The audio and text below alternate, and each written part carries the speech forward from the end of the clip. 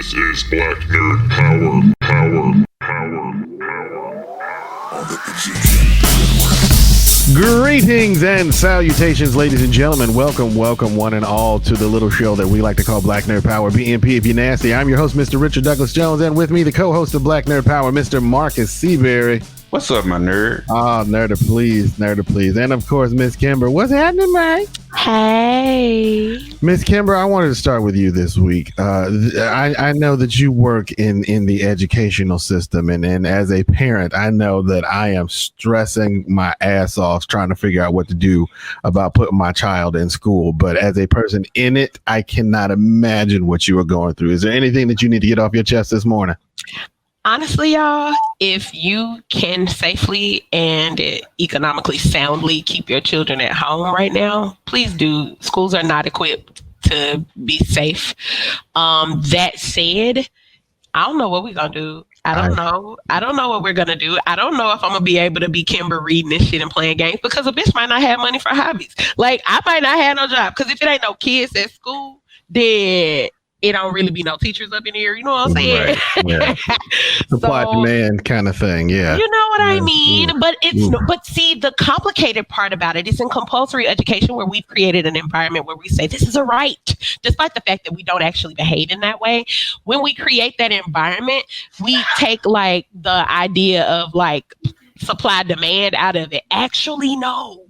We have to create like the way we set ourselves up is we said we're going to create a system that's just able to host. It has its arms consistently open. It is always available. All you have to do is walk up, right? Just show up.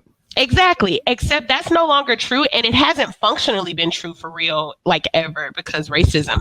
And so this is just a shitty ass mess, y'all. I mean, sound off. Like as a community, we have to talk about this. Education is absolutely something that we all have to think about and talk about. Yeah. But there's a lot of confusion. And if we don't rap with one another about it, we're just going to stay confused and lost in our own little bubbles.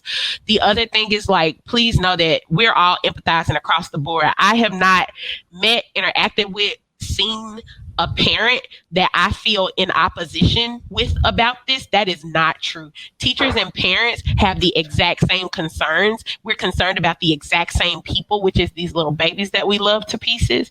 And like, so y'all, let's just keep talking because the solutions are not there and they got to come from us. My biggest concern, as I stated last week, is because every time they make definitive rules about this disease, the goalpost continues to move because at first they were like, nah, it basically only affects older people. And now it's just like, oh, well, the median age in Florida for people is like 30. And so they're saying, no, it doesn't affect kids that much. But if you get a bunch of kids in the petri dish that is a school, there's no telling how this disease is going to adapt and or mutate. And then the next thing we know, we having multiple funerals a week for children. These dumbasses wanted to go back to school. The way we set up, I saw a meme the other day and the shit broke my heart because it's true. The way we're set up is if we go through with this and like really try to do business as usual with education, the possibility is that we gonna end the school year with like kids who know at least 2 people that done died. They gonna know a kid that done died. They gonna know a teacher that done died. Yep. Or we gonna definitely have kids that we helping grieve through losing their parents. Because this shit that they like, what's real is like, yo, Grayson is a beautiful little human being. I love children, y'all. Y'all know that shit. When children walk toward me, I be like, oh my God, you are full of disease. You are carrying the world's viruses on your teensy, itty bitty, beautiful. I love my daughter to death, but even before all of this, I was like, dude, as soon as you get in this car, here's some hand sanitizer. You nasty germ bag that I love and adore. Worm. That I love and adore. They like nasty little worms. They be all over the ground. They don't care what they touch. They don't care. They just, ooh. Bruh. We went on a walk around the neighborhood yesterday, and Grayson just You went on a lick around the neighborhood. Basically, she was just like, oh look, a stick. Oh look, an egg. Oh look, sand. And I was like, what are you doing? Not an egg. It's an eggshell. Yeah, it's like an eggshell from a bird. Yes, from a from a bird. bird. Yeah, yeah. Oh. And I was like, "What are you doing?" Like, I was like, and then she came in. She's like, "I'm hungry," and I'm just like, "Freeze! Get your ass in." No, this requires soap and water. running water, like lots. Soap and water, hot as you can stand it, because I'll make it hotter. I don't forget, care. ain't no hot water in the schools. We said it last week. Yes, yes, y'all. we said last week, ladies and gentlemen. Yes, and it's like for every school. No, white kids got hot water. Absolutely. What? Stop. I was about to say, it depends on the school. It definitely depends on the school. Like the good bathroom at White Station might have one good bathroom at White Station may have hot water, but I guarantee you the rest of them don't. Because I don't know if White Station got no hot water. Maybe over there in that honors building. That's what I'm saying. Yeah, the one bathroom in the honors building. Because I don't know. I can't lie. I don't know what White Station looks like. And since we're going to call that school by name, I do want to acknowledge that I don't know what the inside of that building looks like anymore. Right. But I know the white kids got. I know that the rich white kids got hot water. They got hot water. If nothing else, they hired somebody to heat it up for them. Jenkins, I need hot water. Hey, it's a whole indentured servant, motherfucker. Right, a whole man servant. Oh no, that's Jenkins, the water heater. Oh Jesus Christ! It's like, why don't you just get a water heater? No, that's man. No, that's man servant Neville. There you go. Like, what are you, poor? What, you have a water heater to heat your water? No, Jenkins is gonna do it with like 3 cigarette lighters in a pot. I'm so fucking sick of him and these cigarette lighters. And why did he go from being a manservant to like a whole cone that they just found on the street? They could just do it. You raggedy about that. Absolutely. A true manservant would be able to build a fire. Okay, goddamn it. This is true. If you're going to call yourself a manservant, you should be a jack of all trades. Hello? Absolutely. I would never call myself that, but I mean, I guess, I'm gonna give a comic example, man. Like take Alfred in the Batman comics. My man cook, clean, stitch. Alfred's a manservant. He clean guns. Cleans wounds, sews up wounds. Stitches, minor nursing. Come on, right. Alfred. Alfred could run an IV probably. I'm sure he could. I'm sure he's had to a couple of times. He's had to. Batman be needing a blood transfusion. For sure. Yeah. We have extra blood on file, sir. I'm sure they do. He was a billionaire. We don't want to be too Batman. He's an ass. People don't want to talk about he is an ass, but people don't want to talk about the fact that when they're like Ether Ridge, that means like Batman too. I've had a problem with Batman ever since I entered into adulthood. He is a delusional 1%er who beats up on the mentally handicapped. He's a delusional 1%er who takes the law into his own hands and beats up on the mentally handicapped. Y'all ain't seen this social media be like, man, just imagine some dude trying to buy an eighth and Batman come up and break his arm. Right. Fuck out of here. All I'm trying to do is get some dope and you coming up in here breaking my arm, bro. Like, and I can't sue you. Who's going to pay my medical bills? I can't be like, hey, Bruce Wayne broke my arm. Bruce Wayne need to pay these bills because he's not paying them. Anywho. Billionaires. Right. And he's probably the second worst dad in fiction after Goku. He was a father? He's a father. He has a son. He has them in. He has all these basically child rebel soldiers. I mean, let's just call a spade a spade. Right. That whole Bat family, most of them start young. They kind of like child rebel soldiers. But also, if you want to go down that road, he has a school for gifted youngsters. He's got a biological child rebel soldier central. Right. He's got a biological son though by the name of Damien. But Xavier is a little different, but not much. Because basically Wayne Manor is it's combat training. At least with Xavier, they're teaching them how to use their powers, which for some I'm ready reason, to say with people so I think Xavier's school for the gifted or whatever is not quite exactly the same because they are burdened with this gift. Like, so somebody who like has a great deal of expertise is coming along and saying, hey, I'm going to help you work with this. And he also isn't like requiring, does he require that they do? Like, no. They also wind up going on missions where they could die. Yeah, but no, being out in the field though is completely optional though. You don't have, just because you're going to Xavier to learn how to use your powers doesn't mean that you have to go out in the field. Although, is it really though?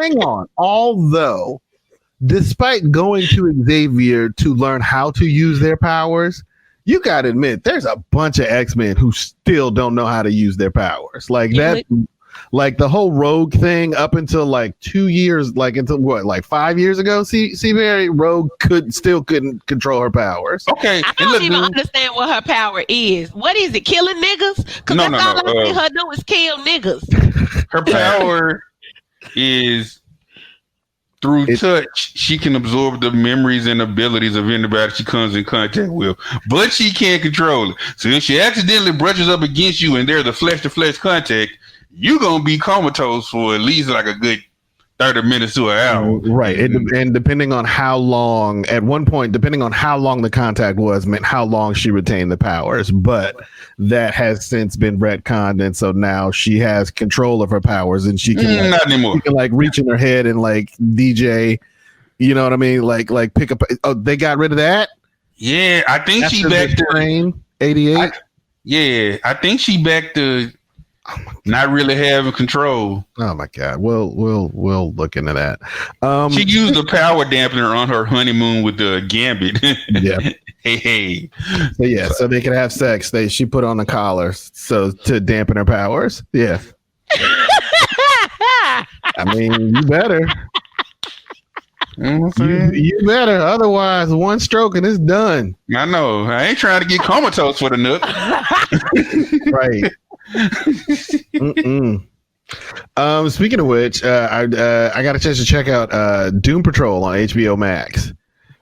It's really good. I was not expecting it to be like this as good as it was. I'm in the middle of season 2, which is happening right now. Season 1 was on the DC streaming service, and now season 2 is HBO Max exclusive. If you have HBO, by the way, guys, if either of you do, you have HBO Max. I have HBO Max. Here's my issue, though.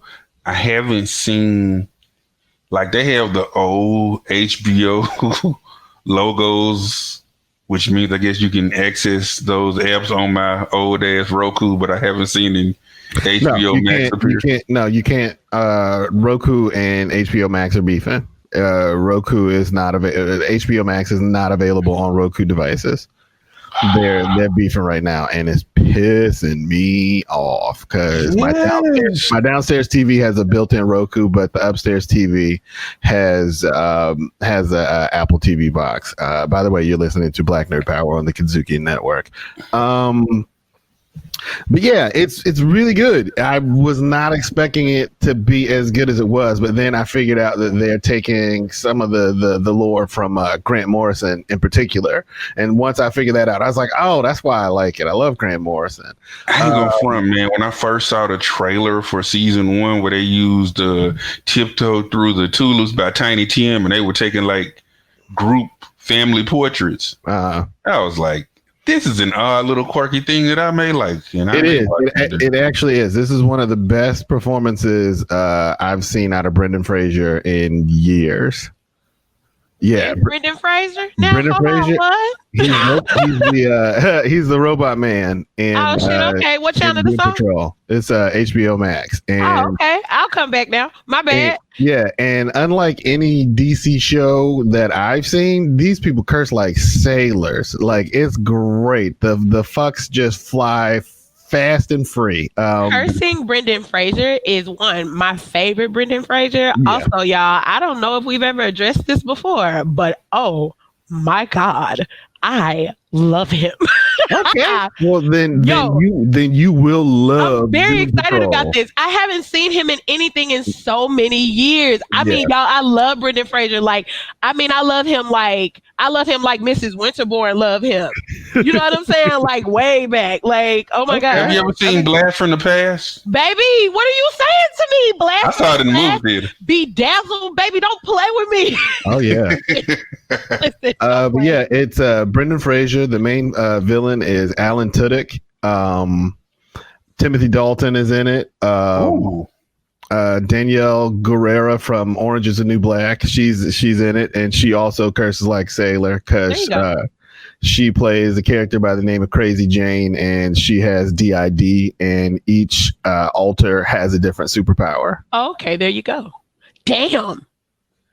That is cool. Yeah, it's pretty cool. So yeah, it's definitely worth checking out. Like give it 3 episodes. If you don't like it after 3 episodes, then you're not gonna. But I cannot recommend it enough because I'm glad you don't give up on me, because you talk enough about, like, you talk to a point where I'll be like, huh, okay.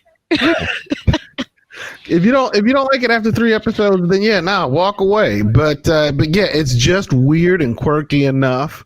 They have a DC character, and I had no idea how they were going to integrate it into the show, but the way that they did it is really great. They have this character called Danny the Street. And he's a sentient street, right? Actually, Danny is non-binary and prefers they and them pronouns. But yes, Sorry. Danny the Street is in fact a sentient moving street where people go who feel like they are outcasts and have nowhere to go, and they go and they live on Danny. And Danny again is a fully functioning living entity that, again, they make a very big effort to let you know that Danny is a they, and those are the pronouns that they prefer. This is the most interesting Cyborg has ever been. Usually it's supposed to be Beast Boy, but Beast Boy's on Titans, so they swapped out Beast Boy for Cyborg, and it works. Cyborg on Doom Patrol absolutely works. Cause I'm just like, it seems like when they need a black character or something, they be like, Cyborg. Yeah, for sure. but like he's a character that happens to be black, and I'm okay with that. And there's you can tell it's white writers, but like, there's anyway. We're not gonna get into that. I guess I'll watch it on my phone since I can't watch it on my Roku box because they beefing. Damn it. Pretty much. But yes, Miss Kimber, you can watch it on Apple TV if you have it. Yep. But yeah, I was gonna talk about Ghost of Tsushima, which is a game that's coming out by Sucker Punch. But I feel like you told us a little bit about this. Like, isn't there lots of murder? Lots of murder. It's basically a playable Akira Kurosawa movie. You are a samurai trying to fight off the Mongolian invasion of your small island. And apparently there's no heads up display. You just kind of just go around just killing and collecting stuff. And literally the wind is your only guide. Like the that magical, shit sound Japanese as fuck, doesn't it? And it's really pretty. We've talked about this before. So. We did. He told us about it. He told us about it recently, but I wanted to know more. Yeah, I don't have it yet, so I really can't say a whole lot more. What about you guys? What's been going on in your verses? And honestly, go Marcus. Okay. Me and my lovely wife, Lincola, we watched an independent film called Miss Juneteenth. Did you love it? I did, but it also made me mad, and I'll explain why.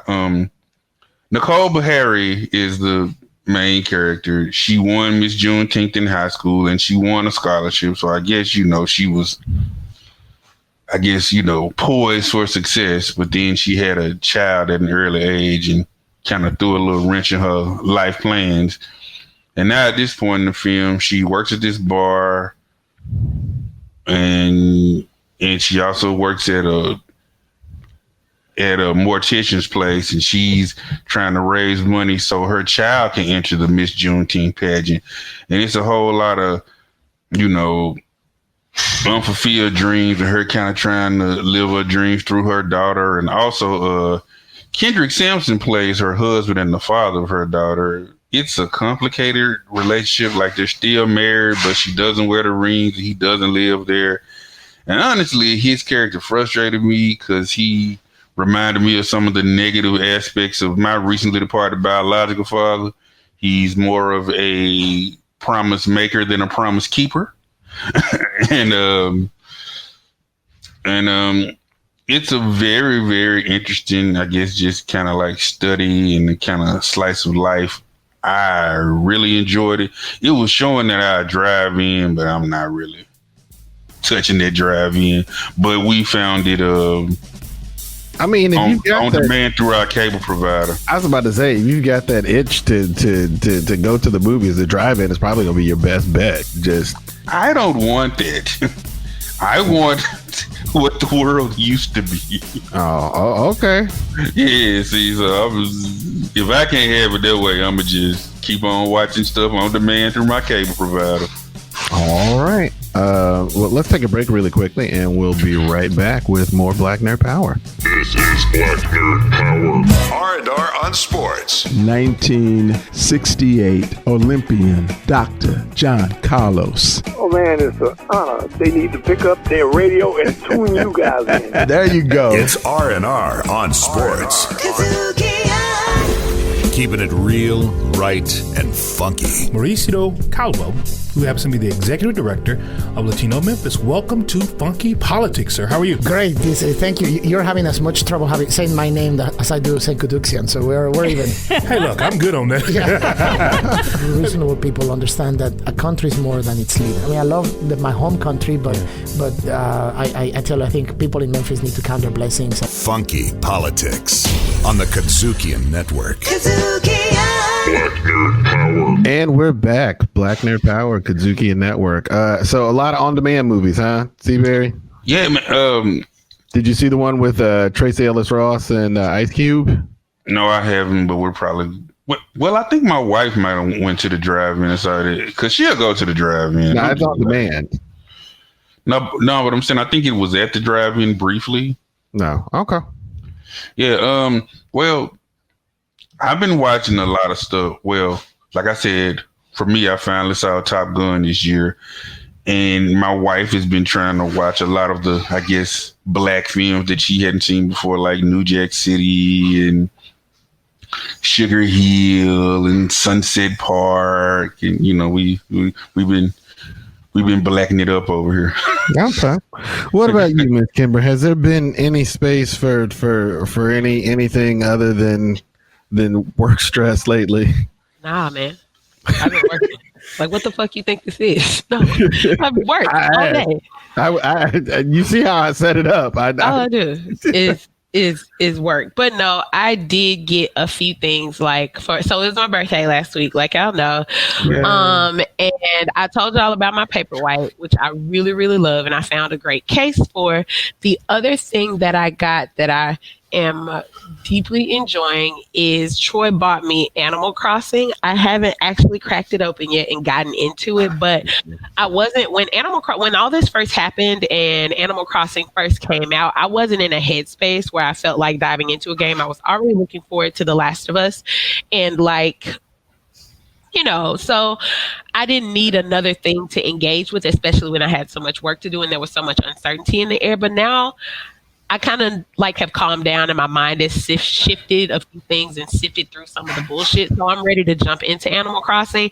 I know I'm getting ready to just go in and throw a bunch of money at the problem to catch up, and I'm okay with that. So if you see me out here wailing, get your life and mind your business, okay? How far have you made it in The Last of Us? So I became Abby and I stopped. Okay, so were you adult Abby, or were you Abby? I'm walking around looking for my daddy. Okay, so yeah, that is the Abby flashback. Yeah, you haven't even played as Abby yet. That was a flashback. I really want to care, but I kind of can't. I feel like they're asking me for too much, Richard. I feel like at this point I kind of have to tell you what happens then to kind of keep you going. Okay, so. And then after that, we're going to do the comic book corner. Okay, so you're playing as Abby. Abby's walking around in the zoo. It used to be a zoo, looking for her dad. She finds her dad. She and her dad get together, and she starts talking about Owen. Oh, I see you and Owen are spending time together. I guess you really like him. Whatever. They find this zebra. Oh, wow. And so they have to entangle the zebra. And as they're entangling the zebra, Owen comes up and says, hey, we just heard from Marlene. The smuggler's here with the girl. So, okay, at The Last of Us, at the very end of the game. No, stop. Hey, actually, that's helpful. So right now, where I am right now is the day Abby and the day Joel and Ellie get to Seattle. Yep. That's worth continuing for. Thank you. Yep. Because I was really trying to remember y'all. Okay, full disclosure to Richard, to Marcus, and Marcus and the group. I literally the day that I became Abby, the day that I ended the chapter, the flooded city, flooded city, Seattle day 3. Yeah. When I ended that chapter, and oh my God, poor Jesse. Oh my God, Jesse's dead. Oh, it was so horrible. Like in the face, like he dead. Like you can't be like, well, maybe my nigga dead. Right? You was like, maybe he could. Nah, you saw the hole in his face, bro. It was a hole in his face. Lord, Jesse's gone. Lord help us. We got Tommy back. All right. That's so crazy. I'm at the exact same point in my second playthrough. Like I literally stopped right as you start to play with Abby in the zoo. But anyway, go ahead. Okay, so that's exciting too, because now I can try to keep my pace with yours, so I can like push myself to try to keep going. So, but I called Rich the day that I became Abby, and I was walking around looking for my dad. I walked around looking for my dad for maybe 5 minutes, and then I texted Richard and was like, Richard, you have to spoil this for me, because otherwise I'm not going to keep going. I'm not motivated anymore. I feel like they're asking me for too much. I don't need to be emotionally invested in 3 and 4 and 5 fucking white people in this fake ass game. Just 2. Ugh.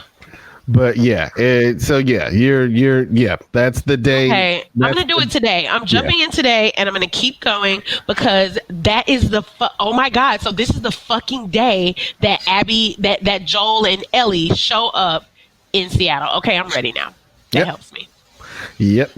And so yeah, I won't spoil any more. I also told you about the love scene. That's what that. There is sex coming up. Y'all know that motivates me. Romance helps.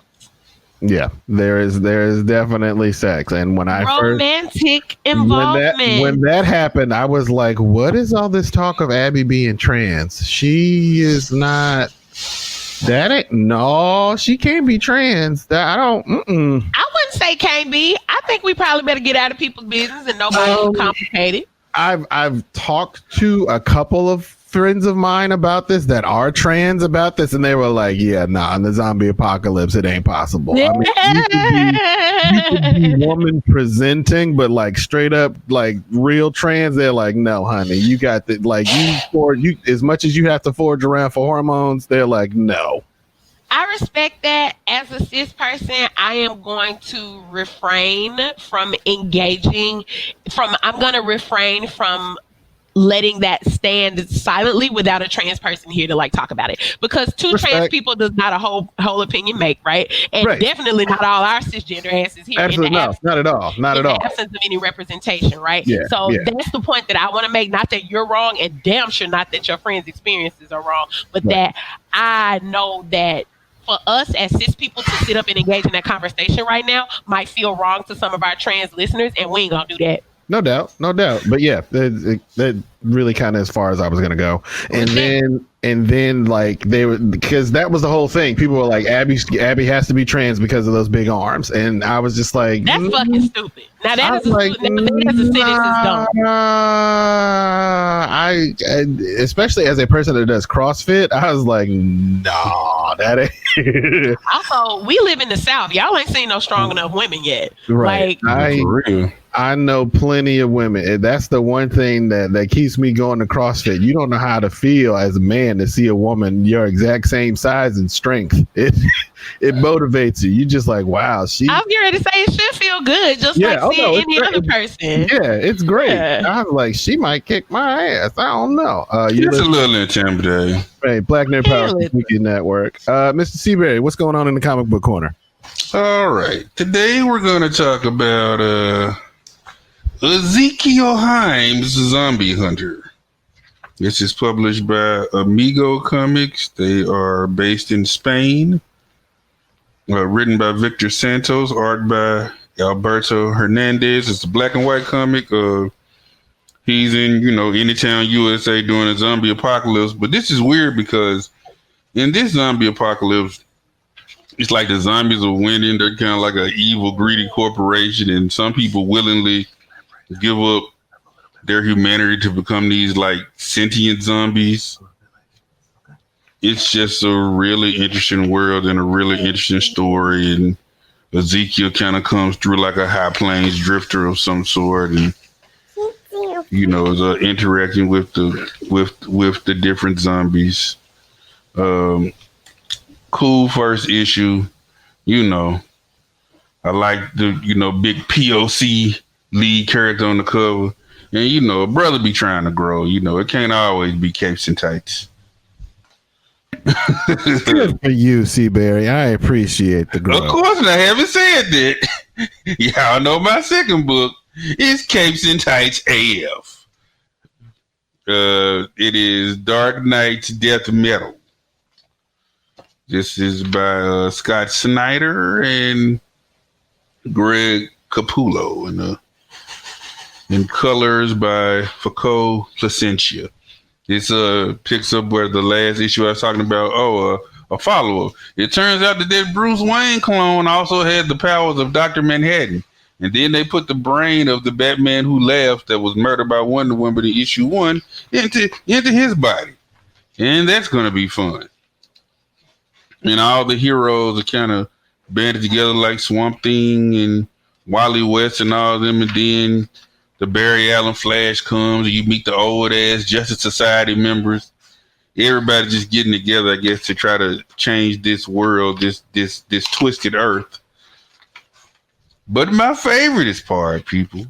Not the favorite. Come on here. The favorite part is on the very last page. Where they tend to put the good parts. Yeah. You see the hero's secret weapon. It is like a robot who's a mixture of Superman, Batman, and Wonder Woman. Yes. That big giant ass robot. So that's giant ass robots and 3 heroes from my childhood. I say yes. I'm an easy mark. And I welcome it. You're not the only easy mark. They did that because not just you would be amped about it. Yeah, no, they were like, hey, let's figure out a way to make all the people that read our comics spontaneously climax all at the same time. I know. I had a moment. It changed me forever. Right. But DC's Dark Knight's Death Metal, just some good, crazy, wild superhero stuff. I'm loving that. And just a little follow up on the whole DC doing their own distribution thing. It seems like, the comic shops have been adjusting and adapting. They have to, do separate orders for DC. I've heard some shop owners say it's kind of a pain. And I think DC still deals with Diamond like in the UK, but in America, it's pretty much, their distributor, and they're dealing with Random House and others for the collected editions and different people for the collectible toys. So, okay. This is the new comic world we live in. Okay. We didn't get a chance to do any RIPs up top, so let's get a couple of those out of the way, as it were. First and foremost, at the top of the list, Representative John Lewis from Maryland. For those of you all that don't know, he's been a civil rights icon at the age of 80. He's one of those that you definitely got to say, well done, thy good and faithful servant. He was present in Selma, Alabama, and literally walked the walk, talked the talk, got the scars and the t-shirts to prove it. Like, police literally beat him down. Like, he was the OG young backpacker protester. If you want to, if for people who want to engage more in John Lewis's story, there is actually a graphic novel called March that is basically like the live action Bible version of his actions in Selma and his other civil rights actions, some of his other civil rights actions. I want to say that there might be another, even more than one edition of that book. Yeah, there's a few volumes. Perfect. Let's see. In addition to that, we have Naya Rivera. She was that shit was so fucking sad. That was horrible. She's a cast member of the show Glee. Lord, them children cursed. What was they doing? What Leah Michelle do? I don't know. It was probably her mean ass. They said she was mean, but damn, that shit was so fucking sad, y'all. I saw that picture of her daddy trying to run off in that lake, y'all. That shit fucked me up. That man was ready to run in that lake. He is ready to run in the lake. He did. I think he ran in it. I think they had to get him. They had to hold him back. Poor thing. And then she was a mother, and they found her child by himself. Lord have mercy. Good job, Mama. I know you did everything you could, girl. He's safe. Yeah, he's good. He's good. That shit broke my heart, man. Daughter of Nelson Mandela, Zinzi. There we go. Sorry, Zinzi Mandela. Magic School Bus creator Joanna Cole. Yo, hurtful. Yeah, truly hurtful. Like I love this fucking Instagram astrologer named KX Stars, and she's a black girl. I love her. And she has all these foolish ass astrology memes, but one that she did made me really happy. It had like all these it had a cartoon for your sign, and my cartoons were like Steven Universe, Magic School Bus, and I want to say like Fraggle Rock. It really, I felt seen. I felt seen. Yeah. Heck yeah, that's you all day. I felt seen. I was like, yep. And finally, local celebrity here in the Memphis area, which surprises me. I thought he'd been gone for a while. Everybody thought he was dead already because he was old when I was young. You know, he was old back in the 80s. Dick Williams. Yeah, he used to host this show Magic Land. Yeah, back in the day, which I was on. I was on Magic Land when I was a kid. Stop it! Yeah. Yeah, my preschool, we all went to Magic Land, and my teacher was on the show, so I was in the audience, but my teacher got to get on the show, and of course he picked a little blonde white girl to help him with the trick, but whatever. But yeah, he also used to didn't he do commentary for local wrestling as well for a bit? No, I don't think so. Okay, no. He might be mixed up with Dave Brown. I knew Dave Brown. I was like, so it was just Dave Brown. But yeah, he was old and gray-haired back then. So yeah, Dick. You know, Magic Land watching wasn't ready for me because my family was in church early. But every once in a while, when like we didn't go to church, I'd be like, I get to watch Magic Land today. Yeah, he's the guy who taught me how to. I think age-wise, that explains why I've never seen Magic Land. One, I think I was too young, and then two, we always were at church. There was never a time we didn't go to church. Yeah, that's probably. Oh, they were random for me. I'm talking random as hell. You'd be like, fortunate smiled on me. What? All right, let's take a break real quick, and we'll be back with more Black Nerd Power. This is Black Nerd Power. Jazz, America's own original musical art form. When did it start? Who were and are some of the major players?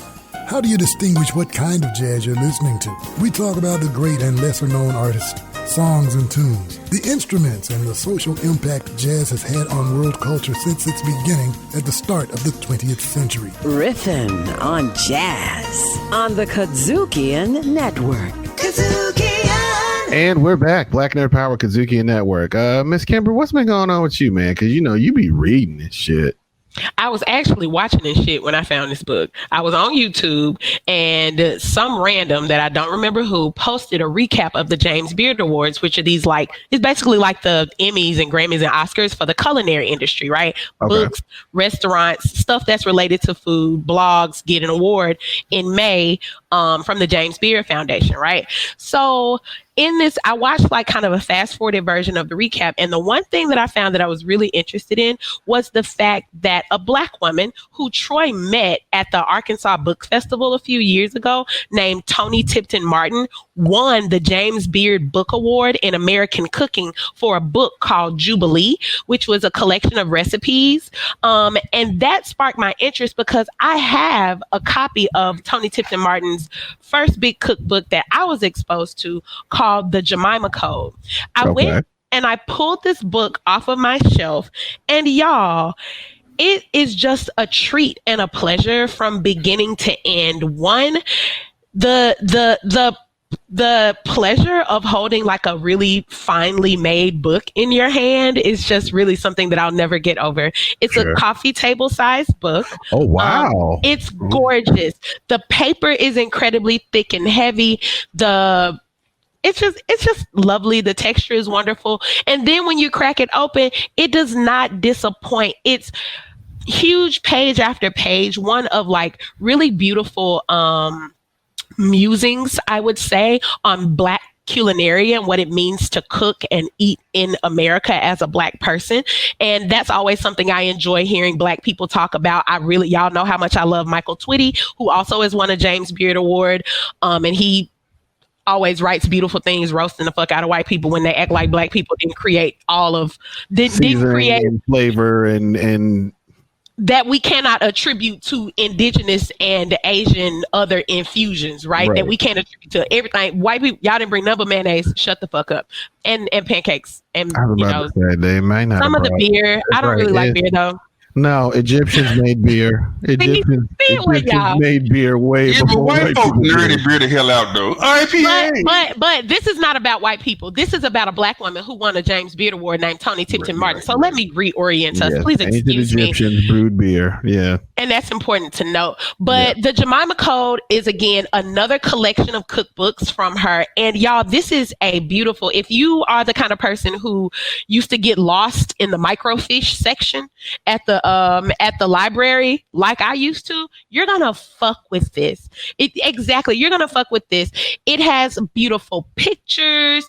It has beautiful renderings of the covers of these cookbooks, and it tells you the stories of all these women, of how like women in the 1800s and in the early 1900s and in the supper and social clubs of the 1960s and 70s were really creating whole economies out of their cookbooks and their sharing. And that's really special to me because my family is one of those families that has a very rich food culture, because we are Southerners and I love to eat and they love to eat. However, we don't have like a collection of recipes or a recipe card box. We have ingredients that we like. Yeah, make sure you put that in there. Make sure you put that in there.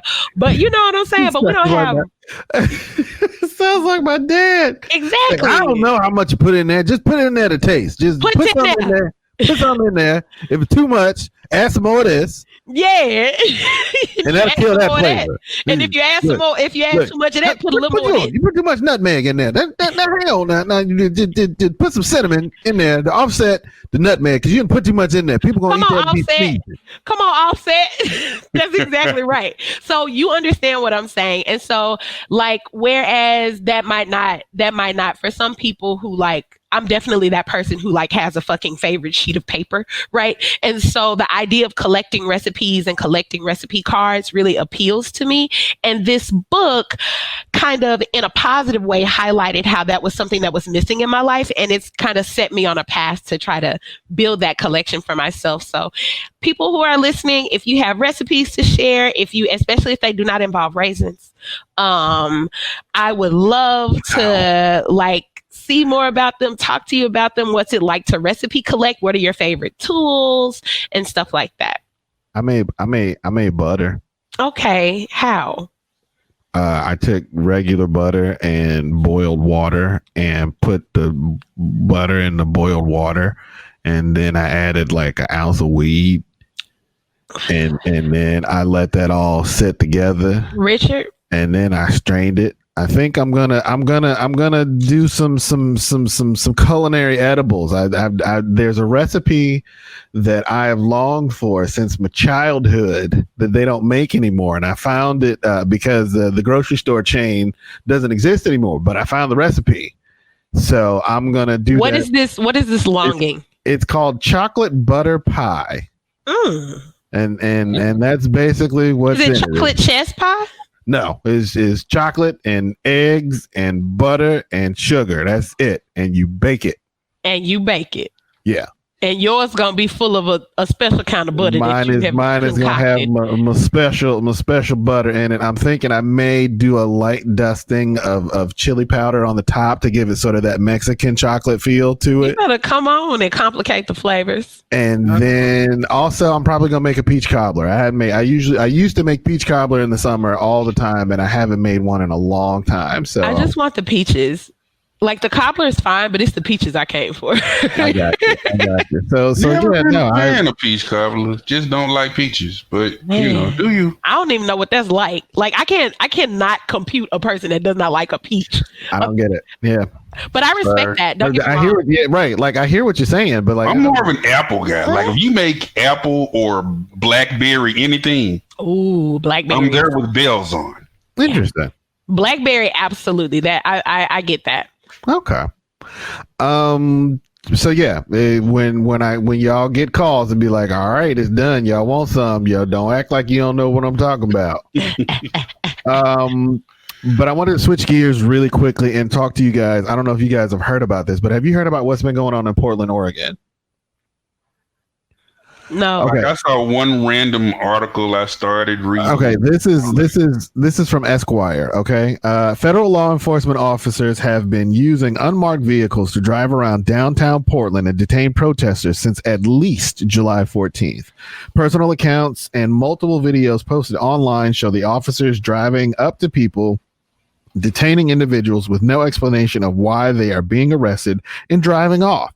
The tactics appear to be another escalation in federal forces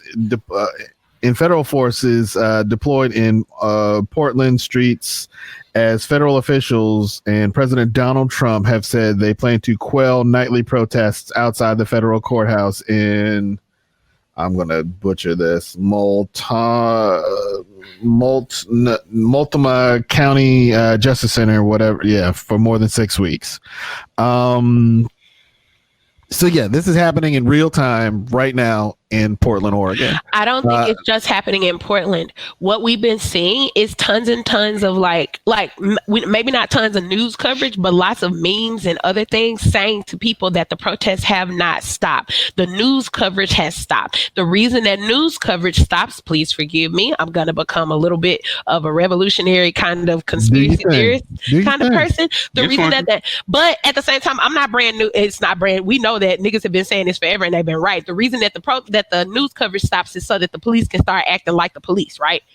So they can start like really showing their ass and just doing unfair and fucked up shit, like riding up on people, doing shit that they rules say that they cannot do in order to control. Yep. So we know that that's true. We know that I believe that shit. We know it's happening in Oregon. We know it's got to be happening in other places too. For sure. But yeah, just wanted to in lieu of awards, because we're kind of, I don't know, we're kind of transitioning out of awards, because the people that we give awards to continue to do the same shit. Like, we could talk about Terry Crews, but fuck that nigga. Like come on, like what was? Hey, what? I will say that I think Zellies are still important. Okay, because we want to recognize people that bring light to this evil ass world. Okay. I will say that. I had some, but I ain't got their names.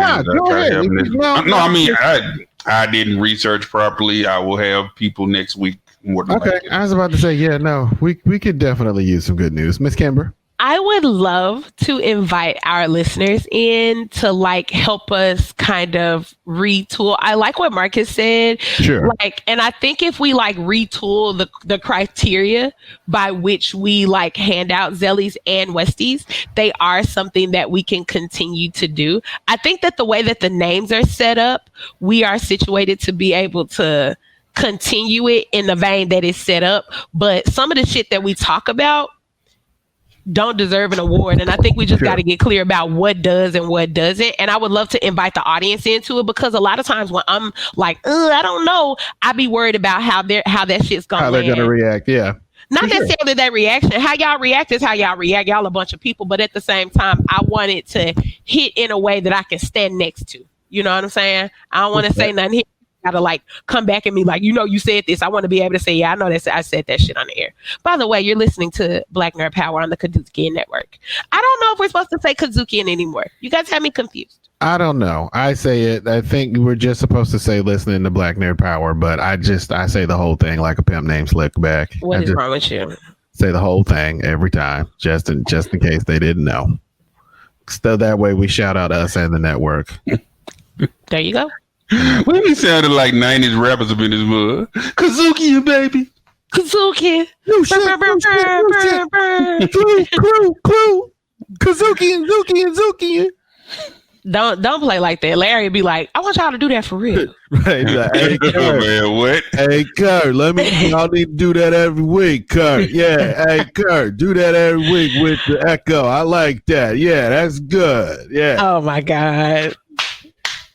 Richard in this Larry impression. You got it. It's spot on. It's great. It's excellent. Shout out to Larry Robinson, our boss, the head of the Kudzukian Network, for putting this all together so that we can be here and do all of this wonderful broadcasting for you good people. There we go. We were trying to end it on a lighter note, and we found it. There we go. I think that was a G, maybe. I don't know. Yeah, sure. But yeah, I think that's gonna do it for us this week, guys. What do you think? I want to plug real quick. Oh, you got plugged. Okay. What's up then, player? I want to say this again, just in case some people listening this week didn't hear me last week. A movie that I am in, Lights, Camera, Bullshit, is on Amazon Prime. Watch that shit. I think it's good. I think people are solid. And you know what, damn it? I gotta toot my horn. I think I'm funny as fucking that shit. Beep. So watch it. Watch it. What part do you play? Tell us, because I remember you shot this a while ago. Yeah, play a character named Leroy. He's a angry, paranoid conspiracy theorist. So yes, it was a breeze to play him. There it is. Look at my little Seaberries movies. It's on Amazon on the phone. So good. You guys watch it, rate, talk about it on IMDb, tweet about it. Do all of that shit. Big up Marcus. He deserves it. Y'all know it. Thank you. I appreciate that. Shout out to Seabear. Miss Kimber, you got any plugs? Nigga, I ain't got no fucking plugs. I'm working. Leave me alone. I'm going to ask. I'm still going to ask. Every week. Every week. Because at some point you might change your answer. Who knows? You know what? I tell you what. No, I almost said something really fucked up. I've been getting all these messages from random bot accounts that are like looking for a sweet baby to love and spoil. There it is. Sugar daddy solicitation. There you go. Yo, it is too much for my life. So I think that I'm gonna keep it low key over here because the kind of attention I'm getting is not what I want. That's not a good thing. That's not. Troy gonna be like the dude in the 5 Heartbeats. Every night I got to fight. I got to fight to prove. Not really, nigga. We can leave. I'm good. We gotta fight nobody. Let's go. But yeah, that's gonna wrap it up for us this week, ladies and gentlemen. Thank you guys so much for listening. We have fun talking. We hope you guys are having fun listening with us. We'll be back next week doing this all over again. Same Black Nerd time, same Black Nerd channel. So on behalf of myself, Mr. Richard Douglas Jones, and my co-host, Mr. Marcus Seaberry. All right then. And Miss Kimber. Bye. You've been listening to Black Nerd Power on the Kudzukian Network. Thank you so much for listening. We out! Black Nerd Power, produced by Richard Douglas Jones and some outspoken introvert. Hosted by Richard Douglas Jones, Marcus Seaberry, and Miss Kimber. Music curation, some random dude and his friends and their cousin. What? Say what again? Recorded, produced, and distributed by KUDZUKIAN. Kudzukian.